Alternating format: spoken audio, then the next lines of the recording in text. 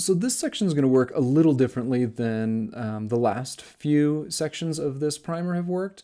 I'm doing the introduction right now to practices of simplicity, but the practices of simplicity is actually more of kind of an umbrella term.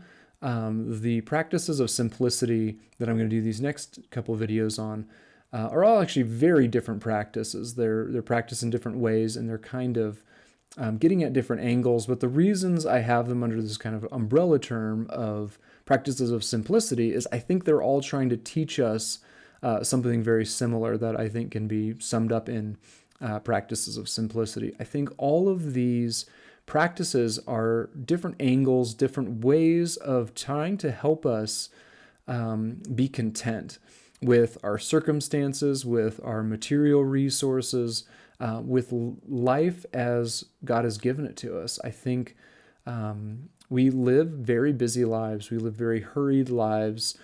We live in a culture that tells us that we need to have more or be more constantly to be meaningful and to be living the good life. And I think this cluster of practices gets at something that is so essential for us to understand as Jesus followers, and that is that we do in fact have enough. We will be taken care of. So I'm going to look at three different, like I said, very different practices in this simplicity section. So we're going to look at obscurity, we're going to look at fasting, and we're going to look at stewardship. So that's what these next couple videos will be about, those very different practices.